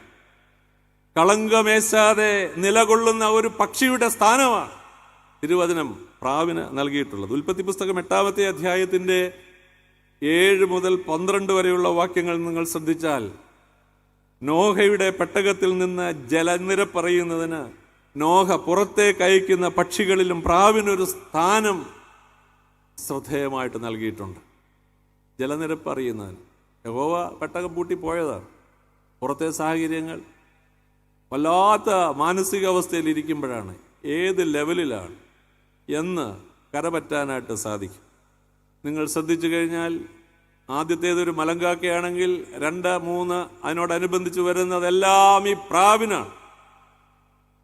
ഒരെണ്ണം വേഗം അയക്കപ്പെട്ട സ്ഥലത്തേക്ക് മടങ്ങി വരികയാണ് രണ്ടാമത് അയക്കുന്നത്. മൂന്നാമത് അയക്കുന്നത് ഒരു പച്ചിലയുമായി, ഒരു ഇലയുമായി വരുന്നതാണ്. മൂന്നാമത് മടങ്ങി വന്നില്ല, 4-മത് മടങ്ങി വന്നില്ല. ഞാൻ പറയാൻ ഉദ്ദേശിച്ചത് ശ്രദ്ധേയമായൊരു സ്ഥാനത്തെക്കുറിച്ച് പറയാൻ പറഞ്ഞു എന്നുള്ളതേ ഉള്ളൂ. എവിടെ നിന്ന് പുറപ്പെട്ടു? അയച്ചവന്റെ ഉദ്ദേശത്തിന്റെ നിവർത്തിക്കായി ഉപകാരപ്പെടുന്ന വിധത്തിലാണ് പ്രാവ് നിലകൊള്ളുന്നത്. എവിടെ നിന്നാണ് നമ്മൾ പുറപ്പെട്ടത്? നമ്മുടെ ഭവനത്തിൽ നിന്നുള്ളതിനേക്കാൾ ഉപരിയായി കർത്താവ് കാൽ കഴുകുന്ന ശുശ്രൂഷയ്ക്ക് വരുമ്പോൾ പറയുന്നു, ഞാൻ എവിടെ നിന്ന് വന്നിരിക്കുന്നുവെന്നും എവിടേക്ക് പോകുന്നുവെന്ന് താൻ അറിഞ്ഞിരിക്കെ അരയിൽ തൂവാല എടുത്ത് കെട്ടിയതിനു ശേഷം ശിഷ്യ സമൂഹത്തിന്റെ കാലിന്റെ ചുവട്ടിൽ ഇരിക്കുകയാണ്. കാപട്യത്താലുള്ള ഇരിപ്പല്ല, നിഷ്കളങ്കതയിലുള്ള ഇരിപ്പാണ്. ഒരുവന്റെ കാലിന്റെ ചുവട്ടിൽ, പാദത്തിൽ എനിക്ക് തൊടണമെന്നുണ്ടെങ്കിൽ അവനേക്കാൾ ഞാൻ താണിരുന്നെങ്കിൽ മാത്രമേ സാധിക്കുകയുള്ളൂ. അവൻ ഉയർന്നിരിക്കുമ്പോൾ ഞാൻ താണിരുന്നെങ്കിൽ മാത്രമേ സാധിക്കുകയുള്ളൂ. ശുശ്രൂഷയ്ക്കായിട്ട് ദൈവം തമ്പുരാൻ നമ്മളെ വിളിച്ചിരിക്കുകയാണ്. എവിടെ നിന്ന് പുറപ്പെട്ടുവോ? കർത്താവിൽ നിന്ന് നമുക്ക് ലഭിച്ചിരിക്കുന്ന ആയുസ്സാണ്, കർത്താവിൽ നിന്ന് നമുക്ക് ലഭിച്ചിരിക്കുന്ന അവസരങ്ങളാണ്. എൻ്റെ ഭാഷയിൽ പറഞ്ഞാൽ അയച്ചവന്റെ ഉദ്ദേശത്തിന്റെ നിവൃത്തി വെളിപ്പെടുത്തുവാൻ ആ കൂട്ടിലേക്ക് മടങ്ങി വരികയാണ്. ലക്ഷ്യബോധമുള്ള പക്ഷിയായിട്ടാണ് ഈ പ്രാവ് നിലകൊള്ളുന്നത്. ലക്ഷ്യബോധമുള്ള പക്ഷി. ചെങ്ങന്നൂർ മാവേലിക്കര ഭദ്രാസനത്തിൽ ഞാനിപ്പോൾ ശുശ്രൂഷ ചെയ്യുന്നു. ആന്ധ്ര മിഷൻ ഫീൽഡിൽ ഈ അടുത്ത സമയത്ത് 2 പ്രാവശ്യം പോകുവാൻ കുടുംബമായി, അതോടൊപ്പം തന്നെ സ്നേഹിതരോട് ചേർന്നൊക്കെ ഇടയായി. ആന്ധ്രയിൽ നരസാപുരത്തും അലഗഡയിലുമൊക്കെ പ്രവർത്തിച്ച വൈദികരും മേൽപ്പട്ടക്കാരുടെയൊക്കെ സേവനം എത്ര വലുതാണ്. സുവിശേഷകരുടെയും ദൈവജനത്തിൻ്റെയൊക്കെ കോൺട്രിബ്യൂഷൻ നിമിത്തം ആ ഇടങ്ങളൊക്കെ വളർന്നു വരികയാണ്. ആ മിഷൻ ഫീൽഡ് സന്ദർശിക്കുമ്പോൾ നരസാപുരത്തുള്ള കാനാപുരം എന്ന് പറയുന്ന ഒരു സ്ഥലത്ത് ഒരു കൊച്ചു പള്ളിയൊക്കെ ഉണ്ട്. അവിടെ ചെന്ന് മനോഹരമായ കാര്യങ്ങളൊക്കെ കാണുകയും കേൾക്കുകയും ഒക്കെ ചെയ്യുമ്പോൾ, അവിടെയുള്ള പ്രവർത്തനങ്ങളെക്കുറിച്ചൊക്കെ കാണുകയൊക്കെ ചെയ്യുമ്പോൾ, ഒരു പ്രാവിൻ കൂട് അവിടെ ഇങ്ങനെ നിൽക്കും. നിറയെ പ്രാവാണ്, ഒരു 10-20 കാണും, പല നിറത്തിലുള്ളത്. ഞാനതിൻ്റെ ചുവട്ടിൽ ഞങ്ങളിങ്ങനെ നിന്ന് കണ്ടു. അപ്പോൾ അവിടുത്തെ മിഷണറി വന്നിട്ട് പറഞ്ഞു, കുറച്ച് കഴിയുമ്പോൾ ഇതിനെ അഴിച്ചു വിടും. അപ്പം ഞാൻ ചോദിച്ചു, ഇതിനെ അഴിച്ചു വിട്ടാൽ പിന്നെ എങ്ങനെ കിട്ടുന്നേ? അത് കണ്ടോളൂ, ഒരു സ്വല്പം കൂടെ ഒന്ന് കഴിഞ്ഞോട്ടെ. അത് കാണാൻ തന്നെ മനഃപൂർവ്വമായി അവിടെ നിന്നു. ആ കൂടങ്ങോട്ട് തുറന്നു. ഈ 10-20 പ്രാക്കൾ വളരെ ദ്രുതഗതിയിൽ ആ കൂട്ടിൽ നിന്ന് പറന്നുയരുകയാണ്. നെടുകയും കുറുകയും ആകാശത്ത് പറക്കുകയാണ്. ലക്ഷ്യം നഷ്ടപ്പെട്ട വിധത്തിലാണ്. ഇനി എങ്ങനെ അതിനെ പിടികിട്ടും? കുറേ നേരം കഴിഞ്ഞപ്പോൾ താഴെ എന്തോ ഒരു ശബ്ദം അഴിച്ചുവിട്ടവനുണ്ടാക്കി. അതിനുള്ള ധാന്യമണികളൊക്കെ അതിൻ്റെ കൂട്ടിൽ ക്രമപ്പെടുത്തി വെച്ചു. ലക്ഷ്യമില്ലാതെ ആകാശമുട്ട് അങ്ങോട്ടും ഇങ്ങോട്ടും പറന്നു നടന്നത് ഈ ശബ്ദം കേട്ടപ്പോൾ എല്ലാം കൂട്ടത്തോടെ വന്ന് ആ കൂട്ടിൽ കയറുകയാണ്. ലക്ഷ്യബോധം നഷ്ടപ്പെട്ടാൽ എവിടെ ചെല്ലുമെന്നുള്ളതിനെ കുറിച്ച് ഗോമറിനോട് ചോദിച്ചാൽ മതിയാവും. ഹോശേയ ആദ്യം കഷ്ടപ്പെട്ടതറിയാം. ലക്ഷ്യബോധം നഷ്ടപ്പെട്ടാൽ എവിടെ ചെല്ലും? സന്ധ്യയിലെ പ്രാർത്ഥന കൂടാതെ, പ്രഭാതത്തിലെ പ്രാർത്ഥനയില്ലാതെ, നമ്മളുടെ ഉറക്കത്തിന്റെ സുഖത്തിലും നമ്മളുടെ ഈ ശാരീരിക സുഖത്തിലും ലൗകിക സുഖങ്ങളിലും നമ്മളുടെ സമയം ചെലവഴിച്ച് ലക്ഷ്യബോധം നഷ്ടപ്പെട്ടാൽ ഒരാരാധന പള്ളിയിലുണ്ടെങ്കിൽ അതിനൊരു സ്പേസ് നൽകാതെ നമ്മളുടെ ഇഷ്ടത്തിനനുസരിച്ച് ജീവിച്ചാൽ ലക്ഷ്യബോധം നഷ്ടപ്പെട്ടവരെയും ചേർത്ത് പിടിക്കുന്ന ഒരു സംഗമമാണ്. അതുകൊണ്ടാണ് പിന്മാറ്റക്കാർ തിരിച്ചു വരണമെന്നും വിശ്വാസികൾ വിശ്വാസത്തിൽ ഉറക്കുക മാത്രമല്ല, പാപികളുടെ മാനസാന്തരത്തിന് യോഗ്യമായ വചനം കേൾക്കുമ്പോൾ ഹൃദയത്തിന്റെ അകത്തളങ്ങളിലേക്ക് ഈ വചനത്തിനുള്ള ഇടം നമ്മൾ വിസ്താരമാക്കി കൊടുത്തെങ്കിൽ മാത്രമേ ഈ സംഗമം കൊണ്ട് പ്രയോജനം ഉണ്ടാകുകയുള്ളൂ. ഈ പ്രാവിനെ കുറിച്ച് അടുത്ത് പരിചയമുള്ളവരും പഠിച്ചിട്ടുള്ള ഒരാൾ പറഞ്ഞു, അതിൻ്റെ കണ്ണുകൾ നമ്മൾ ശ്രദ്ധിച്ചാൽ അതിൻ്റെ താഴത്തെ പോള 2 തട്ടുകളായിട്ടാണ്. ഞാൻ അതിനെ അടുത്ത് കണ്ടിട്ടില്ല, തൊട്ടിട്ടില്ല. അതിങ്ങനെ അതിൻ്റെ കൂട്ടിൽ സാവധാനതയിൽ ഇരിക്കുമ്പോൾ ഒരു മർമറിങ് സൗണ്ട് ഉണ്ടാക്കും. അദ്ദേഹം പറയുന്നു, സൂക്ഷ്മതയോടെ നോക്കിക്കഴിഞ്ഞാൽ ഈ അകത്തെ പോളയുടെ മുകളിൽ ഇങ്ങനെ ഈറനണിഞ്ഞിരിക്കും, എപ്പോഴും നനവ് കാണുവാനായിട്ട് സാധിക്കും. ഒരു കാലത്ത് നമ്മുടെ മാതാപിതാക്കന്മാർക്കുണ്ടായിരുന്നു ഈ നനവ്. കാരണം നേരത്തോട് നേരം വരെ കാത്തിരുന്നെങ്കിൽ മാത്രമേ പല വീടുകളുടെയും, ഞാൻ ആ ഭാഷ ഉപയോഗിക്കുന്നതിൽ നിങ്ങൾ ക്ഷമിക്കണം, അടുപ്പിൽ പുകയുണ്ടാകുകയുള്ളൂ. ഒട്ടിയ വയറുമായി എത്രയോ മാതാപിതാക്കന്മാർ മക്കളെ വളർത്തി കാക്കക്കേട് മാറ്റി കാലുറപ്പിച്ച് പറക്ക പരിശീലിപ്പിച്ച് ദൈവം നമ്പുരാൻ വഴി തുറന്ന എത്രയോ ഭവനങ്ങൾ അക്ഷരം കൂട്ടി വായിക്കുവാൻ കഴിവില്ലാതെ നമ്മൾ ബലഹീനരും ക്ഷീണിതരുമായി തീരുമ്പോഴും നമ്മളുടെ കുഞ്ഞുങ്ങൾക്ക് എത്രയോ ഭാഷ സംസാരിപ്പാൻ ദൈവം എത്രയോ ഇടങ്ങളിൽ അവർ പോയിടത്തൊക്കെ നമുക്ക് പോകാനുള്ള ഭാഗ്യം ലഭിച്ചില്ലേ? എങ്ങനെ അത് ലഭിച്ചത്? നമ്മളുടെ ബുദ്ധി കൊണ്ട് ലഭിച്ചതാണോ?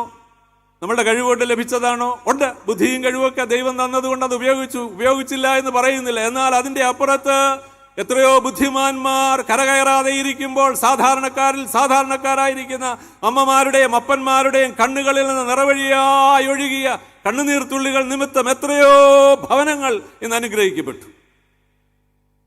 കണ്ണെങ്ങനെയുണ്ട്? എൻ്റെ കണ്ണിൻ്റെ കാര്യങ്ങളുടെയാണ് ഞാൻ ചോദിക്കുന്നത്. ലഭിച്ചതിനെ കുറിച്ച് ഓർക്കാതെ ലഭിക്കാതെയുള്ളതിനെ കുറിച്ച് കണ്ണുനീർ പൊഴിച്ചുകൊണ്ടിരിക്കുകയാണ്. എത്രയോ നന്മകളാണ് നമ്മൾ അർഹിക്കാത്തത് അനുഭവിച്ചിട്ടുള്ളത്. ഇങ്ങനെ വെച്ച് അർഹിക്കാത്ത എത്രയോ നന്മകൾ നമ്മൾ അനുഭവിച്ചിട്ടുണ്ട്. പ്രിയപ്പെട്ടവരെ, യേശുവിൻ്റെ സ്നാന സമയത്ത് പരിശുദ്ധാത്മാവ് പ്രാവ് പോലെ സ്വർഗത്തിൽ നിന്ന് ഇറങ്ങി വരുന്നതിനെ കുറിച്ച് വേദപുസ്തകത്തിൽ യോഹന്നാൻ എഴുതിയ സുവിശേഷം 1:32 സൂചിപ്പിച്ചിട്ടുണ്ട്. പ്രാവ് ഒരിക്കലും പരിശുദ്ധാത്മാവല്ല. Dove is not holy spirit. എന്നാൽ പ്രാവിനെ പോലെ എന്നാണ് എഴുതിയിരിക്കുന്നത്. അതിൻ്റെ രൂപത്തെക്കാളും അതിൻ്റെ ഭാവത്തെക്കാളും ഒക്കെ ഉപരിയായി അതിൻ്റെ സ്വഭാവ ഗുണങ്ങളിലേക്കാണ് വചനം നമ്മളെ വിരൽ ചൂണ്ടുന്നത്. അയച്ചവന്റെ ലക്ഷ്യത്തോടുള്ള ക്രിയേറ്റീവായിട്ടുള്ള response. You are the light of this world, you are the salt of this earth. ഭൂമിയുടെ ഉപ്പാണ്, ലോകത്തിന്റെ വെളിച്ചമാണ്. You are the part of this society. You have so many responsibilities in this world, in your society, in your home, in your church. You must realize what is your role and what is your responsibilities in your church, in your home, in your society. ഇതാണ് creative ആയിട്ടുള്ള response എന്ന് പറയുന്നത്. ഭൂമിയുടെ ഉപ്പായി തീരുമെന്നുള്ളതല്ല, ലോകത്തിന്റെ വെളിച്ചമായി തീരുമെന്നുള്ളതല്ല. Lord, what can I do for you? Tell me. Do what will do. കർത്താവേ, ഞാനത് ചെയ്തിരിക്കും. ഇതാണ് സമർപ്പണം എന്ന് പറയുന്നത്. അയച്ചവന്റെ ഇഷ്ടം, അതിനനുസരിച്ച് നമ്മൾ മറിഞ്ഞു വീണില്ലെങ്കിൽ, തിരിഞ്ഞു വീഴുവാൻ സമ്മതിച്ചില്ലെങ്കിൽ, ഈ തീക്ക് അഭിമുഖമായി തീരുവാൻ നമുക്ക് കഴിഞ്ഞില്ലെങ്കിൽ നമ്മളുടെ ജീവിതം പരാജയമായി തീരും. രൂപത്തെക്കാളും ഭാവത്തെക്കാളും അപ്പുറമായി അതിൻ്റെ സ്വഭാവ ഗുണം. എന്താണ് എൻ്റെ സ്വഭാവം? ദൃഷ്ടിയിൽ പെടുന്നതെല്ലാം സ്വന്തമാക്കാനുള്ള പരാക്രമം പ്രാവിനില്ല. വാരി വിതരണം കുറച്ച്, നോൺ വെജും വെജും ധാന്യമണികൾ കൂടെ ചേർത്ത് വാരി വിതരണം. ധാന്യമണികൾക്കിടയിൽ മാംസാഹാരം വിതറിയാൽ അനുവദിക്കപ്പെട്ടതിൽ പരിമിതപ്പെട്ട് നിലകൊള്ളുവാനുള്ള ഉറച്ച നിലപാടുകളുടെ പ്രത്യക്ഷ അടയാളമാണ് ഈ പ്രാവ്. വായിക്ക് രുചിയുണ്ടെന്ന് വിചാരിച്ച് അനുവദിക്കാത്തതിലേക്ക് അത് ശ്രദ്ധ കൊടുക്കത്തില്ല. അനുവദിച്ചതിൽ പരിമിതപ്പെടുകയാണ്. എവിടെയാണോ നമ്മളെ ആക്കിയിരിക്കുന്നത്? സമൃദ്ധിയേക്കാൾ സംതൃപ്തിയിൽ ദൈവജനമായി തീരണം എന്നുള്ളതാണ്. അവിടെയാണ് ദൈവനാമം മഹിമപ്പെടുന്നത്. അല്പമേ വേണ്ടുവല്ല, ഒന്ന് മതി. നമ്മളുടെ കണ്ണ് നിറയുന്നത് എന്തിനു വേണ്ടിയാണ്?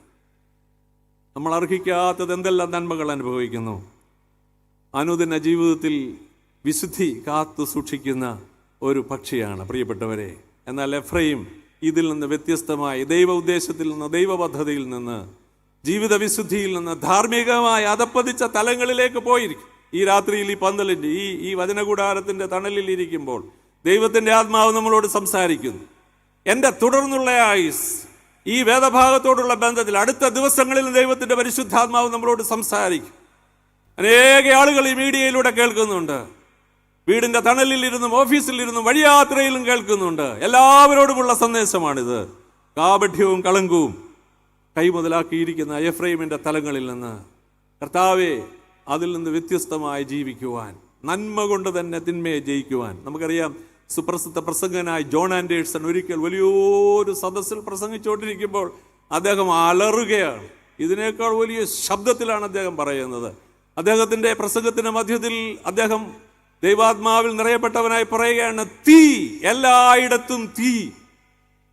ഇത് കേട്ടപ്പോൾ പ്രസംഗകനല്ലേ, എല്ലാവരും അങ്ങോട്ടും ഇങ്ങോട്ടും ഓടാൻ തുടങ്ങുകയാണ് പന്തലിൽ നിന്ന്. എല്ലാവരും നെടുകയും കുറുകയും ഓടാൻ തുടങ്ങിയപ്പോൾ ആൻഡേഴ്സൺ പറയുകയാണ്, എല്ലായിടത്തും തീയുണ്ട്, പക്ഷെ ഇവിടെ മാത്രം തീയില്ല. വീണ്ടും അദ്ദേഹം അതിനെ നിർവചിക്കുന്നു. പരിശുദ്ധാത്മാവാകുന്ന തീയില്ലാത്ത സഭ മുടന്തി നടക്കും എന്നുള്ളതാണ്. ലക്ഷ്യബോധം നഷ്ടപ്പെട്ടാൽ മുടന്തുകയല്ലാതെ വേറെ മാർഗമില്ല എന്ന് അദ്ദേഹം വ്യാഖ്യാനിക്കാൻ ശ്രമിക്കുകയാണ്. കാപട്യത്തിലും കളങ്കത്തിലും അകപ്പെട്ടാൽ മുടന്തുകയല്ലാതെ, കാലിന്റെ മുടന്തല്ല പ്രിയപ്പെട്ടവരെ, ജീവിതത്തിൽ ഒരു ഉയർത്തെഴുന്നേൽപ്പില്ലാതെ, ദൈവത്തിന്റെ ആത്മാവിന്റെ ഇടപെടലുകളില്ലാതെ താണുകൊണ്ടിരിക്കുന്ന സാഹചര്യങ്ങൾ. ഹോശേയെ വിളിച്ചത് എന്തിനു വേണ്ടിയാണ്? നമ്മളുടെ വ്യക്തിപരമായ ജീവിതത്തിന്റെ സങ്കടങ്ങൾക്ക് ദൈവം പരിഹാരം നൽകുവാൻ വിശ്വസ്തനാണ്. എന്നാൽ അതേ സമയത്ത് ദൈവത്തിന്റെ വേദന, മറിയത്തിന്റെ തലവണങ്ങൾ, ജോസഫിന്റെ തലവണങ്ങൾ, അങ്ങനെ എത്രയോ ദൈവദാസന്മാരുടെ ലോകാരംഭത്തിന് മുമ്പുള്ള ദൈവവേദനയിലെ പങ്കാളിത്തത്തിലാണ് ക്രിസ്മസ് ആഘോഷിക്കുന്നത്. പ്രിയപ്പെട്ടവരെ, ഞാൻ അവസാന ഭാഗത്തേക്ക് വേഗം വരുന്നു. സഹോദരനായ ഫിലിപ്പോസിന്റെ ഭാര്യയെ സ്വന്തമാക്കിയ ഹെരോദാവ് സ്നാപക യോഹന്നാന്റെ വാക്കുകൾക്ക് മുൻപിൽ ആത്മീയ ശക്തിയില്ലാത്തവനായി തീർന്നതിനെ കുറിച്ച് മർക്കോസ് 6:20 പറയുന്നു. ദൈവത്തിന്റെ വിരൽ ചൂണ്ടുമ്പോൾ നമ്മൾ മുടന്തുന്ന കൂട്ടത്തിൽ ആത്മീയ ശക്തിയില്ലാത്തവരായി തീരുമോ? സ്വയശോധനയ്ക്ക് വേണ്ടി ഞാനെന്നോടും നമ്മളോടെല്ലാവരോടും ദൈവവചനം പറയും. ദാവീദ് രാജാവ് നാഥാൻ പ്രവാചകന്റെ മുൻപിൽ ആത്മീക ബലമില്ലാത്തവനായി തീർന്നു. ആ മനുഷ്യൻ നീ തന്നെ. 2 ശമൂവേൽ 12:7. നീതി, വിശുദ്ധി, ന്യായവിധി എന്നിവയെ പറ്റി പൗലോസ് അപ്പോസ്തലൻ പ്രസംഗിച്ചപ്പോൾ റോമൻ ഗവർണറായ ഫെസ്തോസ് ആത്മീയ ശക്തിയില്ലാതെ അസ്വസ്ഥനായി തീരുന്നു. അപ്പോസ്തല പ്രവൃത്തി 25:22. ഭയങ്കരമാണ്. ജീവിതത്തെ ശോധന ചെയ്യുവാൻ ധീരപോരാളിയായ ഏലിയ പ്രവാചകന്റെ വാക്കുകൾക്ക് മുൻപിൽ ആഹാബ് രാജാവ് ബലഹീനനായി തീരുകയാണ്. രാജാക്കന്മാരുടെ 1-ാം പുസ്തകം 17-ാമത്തെ അധ്യായത്തിന്റെ വാക്കുകൾ നോക്കുമ്പോൾ കാണാൻ സാധിക്കും. പത്രോസിന്റെ മുൻപിൽ അനന്യാസും സഫീറയും. നമ്മൾ ആത്മീക ബലമുള്ളവരാണോ? പൊട്ടപ്രാക്കളായി തീരാനായിട്ടല്ല, പരിജ്ഞാന പൂർത്തിക്കായിട്ട് കർത്താവ് നമ്മളെ ക്ഷണിക്കുകയാണ്. ഞാൻ എൻ്റെ വാക്കുകളുടെ അവസാന ഭാഗത്തേക്ക് വന്നുകൊണ്ടിരിക്കുന്നു. 9-ാമത്തെ അധ്യായത്തിന്റെ 16-ാമത്തെ വാക്യത്തിൽ ഇങ്ങനെ എഴുതിയിരിക്കുന്നു, എഫ്രൈമിനെ കുറിച്ച്, എഫ്രൈമിന് പുഴുക്കുത്ത് പിടിച്ചിരിക്കുന്നു എന്നാണ്. എഫ്രൈമിന് ഉറങ്ങിപ്പോയോ? ഞാൻ വെള്ളം കുടിക്കാനായിട്ട് സമയമെടുത്തു. 1-2 പേരൊക്കെ കുടിക്കുന്നുണ്ട്. എഫ്രൈമിന് പുഴുക്കുത്ത് പിടിച്ചിരിക്കും. ഞാൻ ഈ വേദഭാഗം വായിച്ചപ്പോൾ എൻ്റെ ബാല്യകാലത്തെ ഞാൻ ഓർത്തു പോവുകയാണ്. എൻ്റെ അമ്മ 4 വർഷത്തിന് മുൻപാണ് മരിച്ചത്. 98 വയസ്സ്.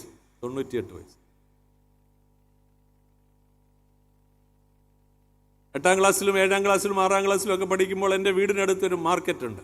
വൈകിട്ടാണ് അവിടെ മീനും പച്ചക്കറിയും ഒക്കെ മേടിക്കാൻ ആ നാട്ടുകാർ പോകുന്നു. കാരണം കായംകുളത്തു നിന്ന് കുറച്ചുകൂടെ അടുത്താണ് എൻ്റെ വീട്. 2:30-ക്കൊക്കെ കയറുന്ന ബോട്ടിലെ ഐസിടാത്ത മീനൊക്കെ ആദ്യം ആ ഭാഗത്തേക്ക് ഓടിയെത്തും. സൈക്കിളിലാണെന്ന് പുറകിൽ വലിയ കൊട്ട നിറച്ചാണ് മത്സ്യം വരുന്നത്. അമ്മ എൻ്റെ കയ്യിൽ ഇങ്ങനെ ഒരു വട്ടി തരും, ഒരു കുട്ട. ആ കുട്ടയ്ക്കകത്തിൽ ചിലപ്പോൾ മീൻ വാങ്ങിക്കുന്നതോടൊപ്പം വെജിറ്റബിളും വാങ്ങിക്കാനായിട്ട് പറയും. വെജിറ്റബിൾ 5 രൂപയാണ് ചിലപ്പോൾ തരുന്നത്, ചിലപ്പോൾ 2 രൂപയാണ് തരുന്നത്, ചിലപ്പോൾ 3 രൂപയാണ് തരുന്നത്. 50 പൈസയ്ക്ക് മീൻ വാങ്ങിച്ച കാലത്തെ ഞാൻ ഓർക്കുന്നു. 1 രൂപയ്ക്ക് വാങ്ങിച്ച കാലത്തെ ഞാൻ ഓർക്കുന്നു. 1 രൂപയ്ക്ക് മീൻ വാങ്ങിക്കുമ്പോൾ പറയും അടുത്ത 1 രൂപ, 2 രൂപയാണ് തരുന്നതെങ്കിൽ അമ്മ പറയും അടുത്ത 1 രൂപയ്ക്ക് പച്ചക്കറി വാങ്ങിക്കാം. ഈ വട്ടിയുടെ മുകളിൽ ഒരു വട്ടയിലയൊക്കെ ഈ മീനിൻ്റെ മുകളിൽ വെച്ചതിന് ശേഷം പച്ചക്കറി വാങ്ങിക്കും. ആ പൈസ തന്ന് വട്ടി തന്ന് വിടുമ്പോൾ അമ്മ പറയും, മോനെ ശ്രദ്ധിക്കണം, പച്ചക്കറി വാങ്ങിക്കുമ്പോൾ 2 കാര്യങ്ങൾ വാങ്ങിക്കരുത്. ഒന്ന്, ചേന വാങ്ങിക്കരുത്, ചൊറിയുന്നത് കൊണ്ടല്ല, വീട്ടിലുള്ളത് കൊണ്ടാണ്. 2, വാങ്ങിക്കരുതാത്തത് വേറൊരു വെജിറ്റബിളാണ്, പുഴുക്കുത്ത് പിടിച്ചതിനോടുള്ള ബന്ധത്തിലാണ്. നിങ്ങൾക്കറിയാം, നിങ്ങൾ ചിരിക്കുന്നുണ്ട്. വഴുതനങ്ങ നീ വാങ്ങിക്കരുത്.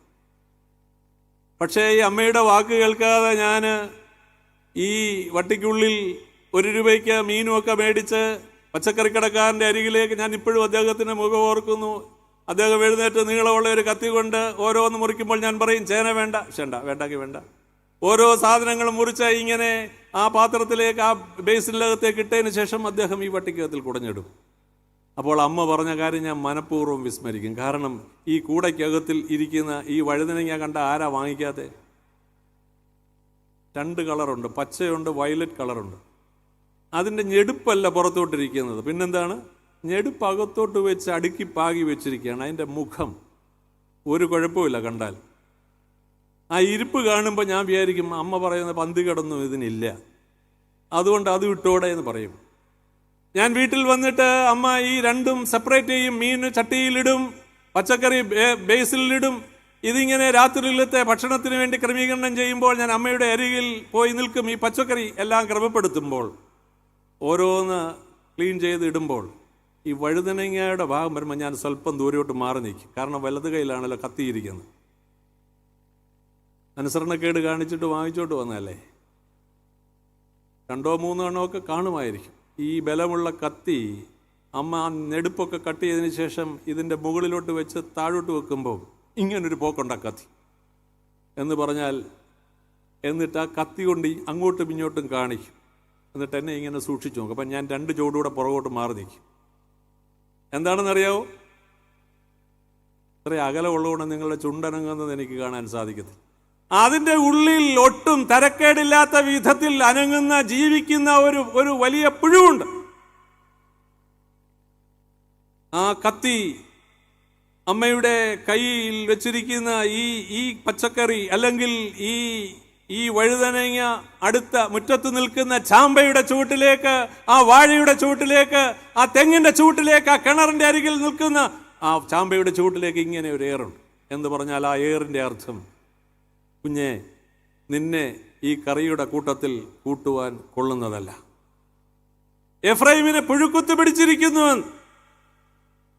മുഖം കൊണ്ട് യാതൊരു കുഴപ്പവുമില്ല, പക്ഷേ ഉള്ളിൻ്റെ ഉള്ളിലേക്ക് ചെല്ലുമ്പോൾ ഒരിക്കലും യോജിച്ചു പോകുവാൻ കഴിയാത്ത വിധത്തിൽ, കൂട്ടുചേർക്കുവാൻ പറ്റാത്ത വിധത്തിൽ പന്തികേട് സൃഷ്ടിച്ചിരിക്കും. ബാക്കിയൊക്കെ നിങ്ങൾ വായിച്ചു കൊള്ളുക.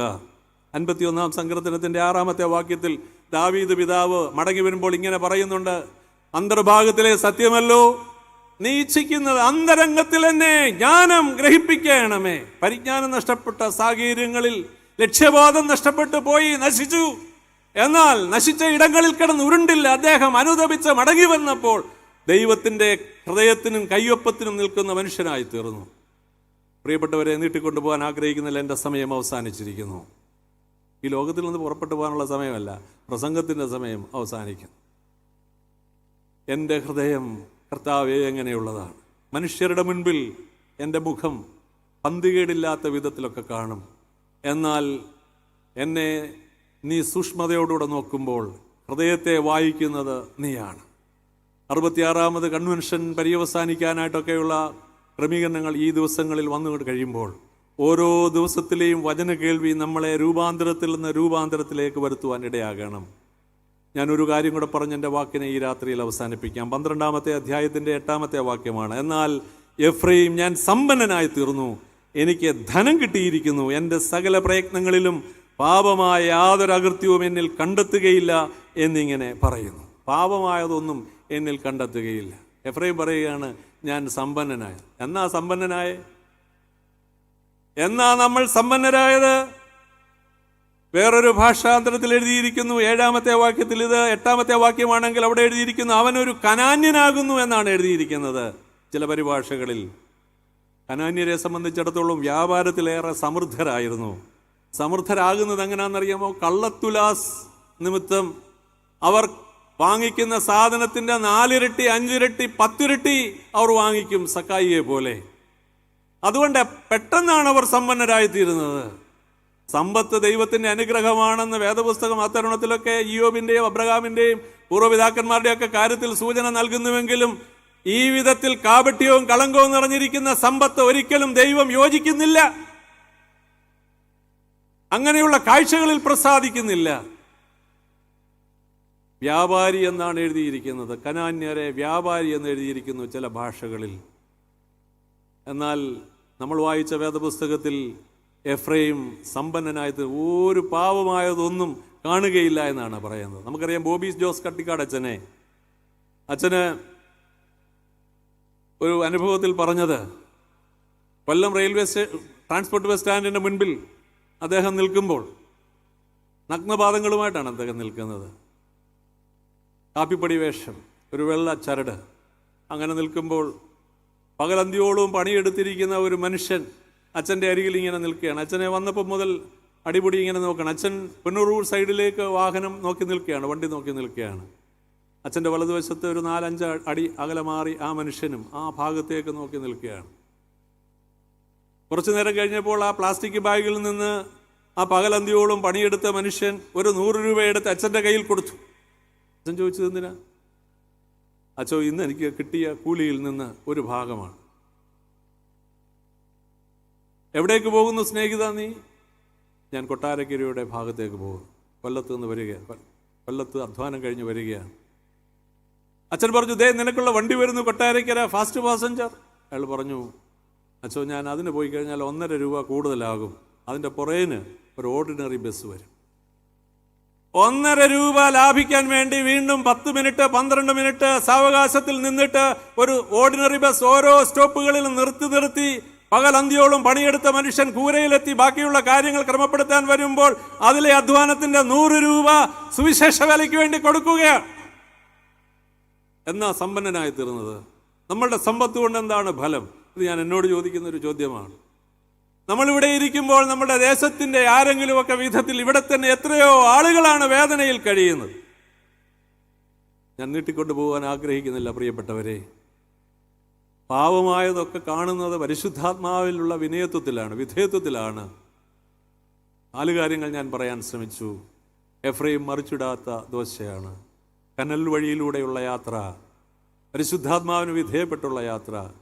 2, എഫ്രൈം പൊട്ടപ്രാവാണ്. പരിജ്ഞാനം നഷ്ടപ്പെട്ട് ലക്ഷ്യബോധം നഷ്ടപ്പെട്ടാൽ ഗോമറിനെ പോലെ തകരും, ദേശം നശിക്കും. ദൈവവേദനയിൽ വല്ലാത്ത ബുദ്ധിമുട്ടുകൾ നമ്മൾ സൃഷ്ടിക്കും. എഫ്രൈമിനെ പുഴുക്കുത്ത് പിടിച്ചിരിക്കുന്നു. ഹൃദയത്തെ ശോധന ചെയ്യുവാൻ വചനകൂടാരത്തിൻ്റെ തണലിരിക്കുമ്പോൾ നമുക്ക് കഴിയണം. നമ്മളുടെ സമ്പന്നതയും സമൃദ്ധിയും കർത്താവെ ദൈവനാമ മഹത്വത്തിന് ഉപയോഗിക്കത്തക്ക വിധത്തിലായിരിക്കണം. തുടർന്നുള്ള നാളുകളിലെ വചന കേൾവി ആ തരുണത്തിൽ സ്വയശോധനയ്ക്കും വിനയപ്പെടലിനും ആയിത്തീരുവാൻ ദൈവകരങ്ങളിൽ നമ്മെ തന്നെ ഭരമേൽപ്പിക്കാം. ദൈവം തൻ്റെ പരിശുദ്ധാത്മാവ് നമ്മെ സഹായിക്കുകയും ശക്തീകരിക്കുകയും ചെയ്യുമാറാകട്ടെ.